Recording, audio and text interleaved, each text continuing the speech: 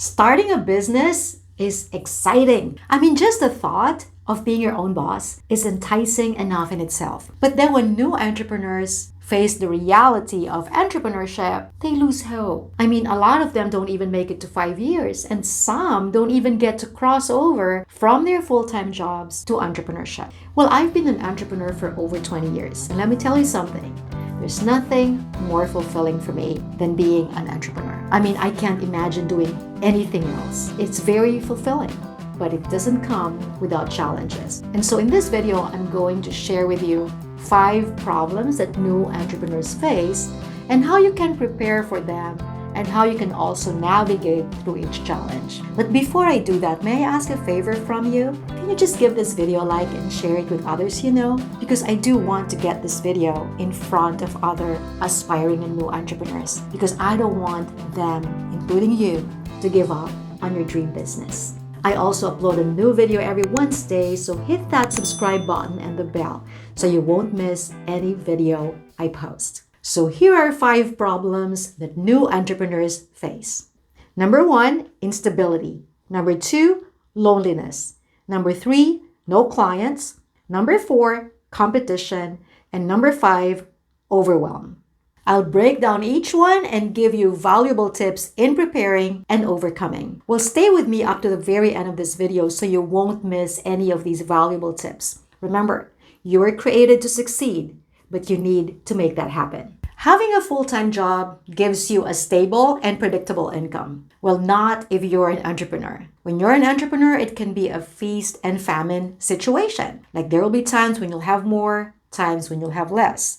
You may be jumping up and down because you made $20,000 in your product launch. But then what? So this is one of the biggest frustrations of new entrepreneurs. Well, there are 2 ways to prepare and navigate through this challenge. The first way is for you to secure your finances. Have a financial backup. Don't just quit your job and start your business. Make sure that you have a source of income while you're building your business.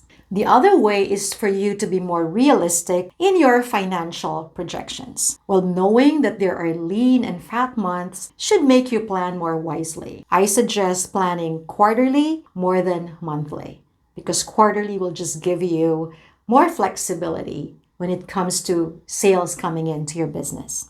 Problem number 2 is loneliness. Even if you have people working under you in a physical environment, entrepreneurship can still get lonely. And it can even get lonelier if you're a solopreneur working from home. Well, if you're an extrovert, super extrovert, and you can't imagine yourself being alone, I won't recommend being an entrepreneur. Unless you find a business that will really require you to be out there with people most of the time. But if you're okay with being alone, you still need to overcome or deal with loneliness that comes once in a while. It's not always fun, even if you're okay being alone. And so how do you deal with loneliness in entrepreneurship? Well, being passionate about the business you do will sustain you during those lonely times. I'm not just talking about being passionate in being an entrepreneur, but being passionate about the specific business that you choose. This is why I don't advise anyone to just choose whatever business just because it's making money. Passion is so crucial when it comes to sustaining you during those challenging times. Well, you may want to check that video if you want to learn how to build a business you love. Another way to beat loneliness is to stay connected with other entrepreneurs. I suggest joining a networking group for both accountability and just to have people for support. And then, of course, it's always good to take breaks. It may be just a weekend break or once a year or maybe vacation every quarter because taking breaks will really help refresh you. In fact, loneliness is most of the time due to burnout, and those breaks really help you to get recharged. Working from home can really keep us stuck in our comfort zones. Really, if I don't set boundaries, I can really end up just working without being mindful of the time.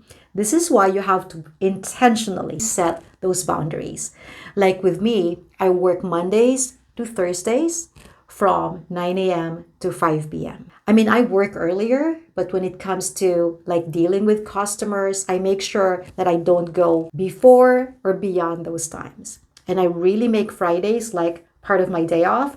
I still work a little bit, but I don't really entertain clients and I don't really work on big projects during my Friday, Saturday, and Sunday. So this really helps me recharge and it really keeps me from burning out, which also helps me become even more productive. Problem number 3, no clients. Just as there is financial instability, there's also client inconsistency. Now, this is another huge problem that new entrepreneurs face. Well, in fact, it's not just new entrepreneurs. It's entrepreneurs, period. And without clients, we don't have a business. Now, there is no one formula for this. In fact, consistent clients come as a result of 2 things. Number 1, building your business on the right foundation.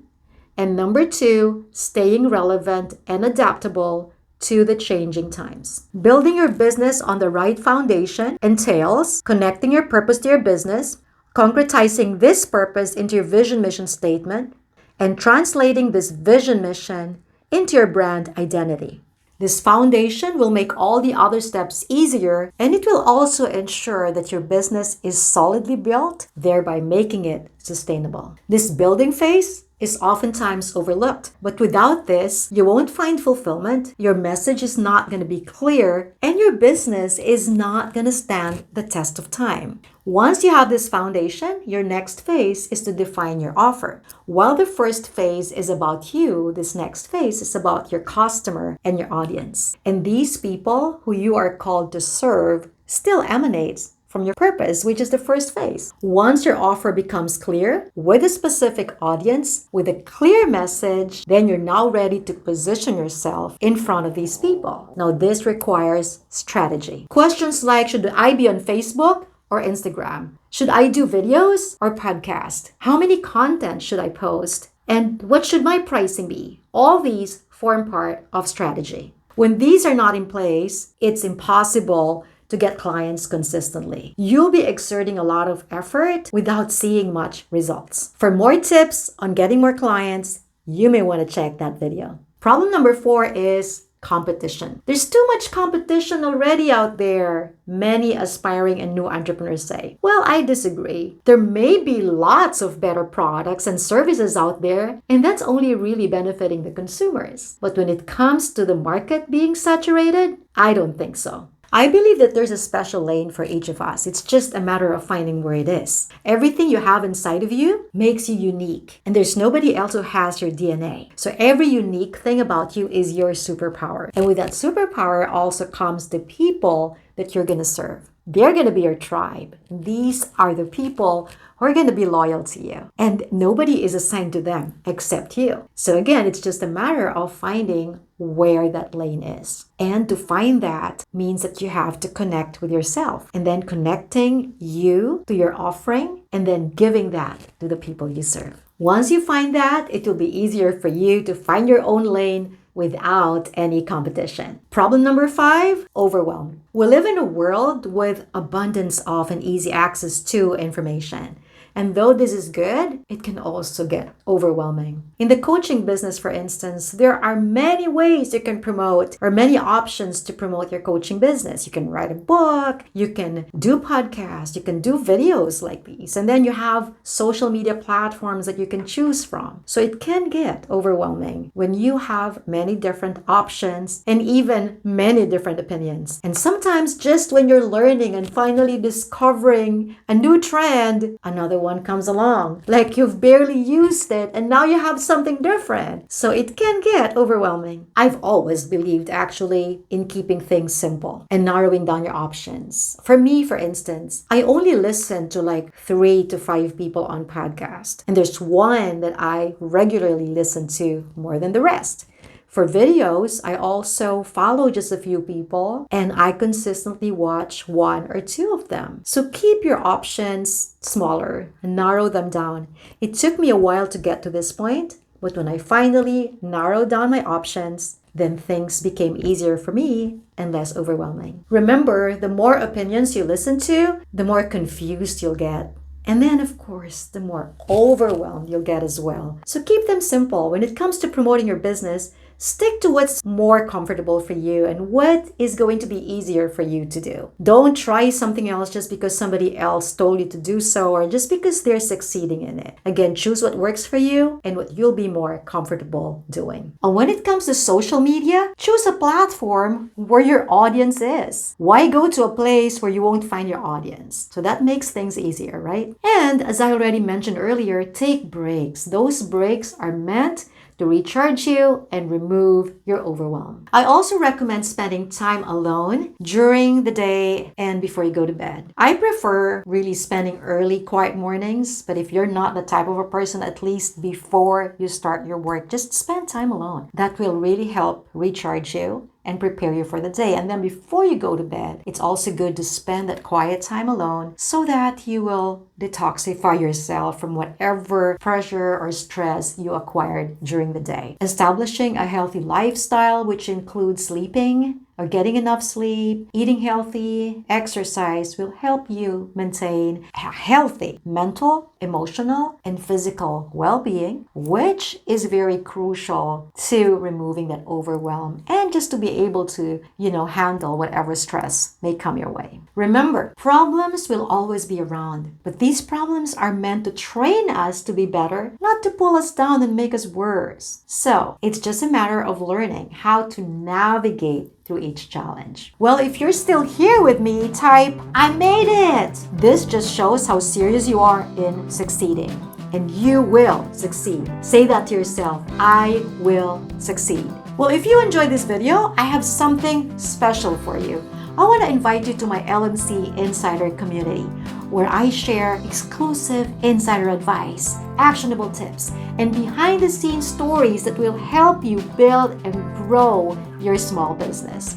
Just type the link you see on the screen, or you can head to the video description after watching this. I also have free resources for you. I have a free training that will help you transition smoothly from where you are to full-time entrepreneurship. Again, just type the link you see on the screen, or you can head later to the video description. And if you're thinking of building a successful coaching business, I also have a free training for you. Same thing, type the link you see on the screen or head to the video description because all of these links are going to be there. Well, I hope you enjoyed this video and I hope to see you again on the next video in my LMC Insider community and in my free training. See you next time.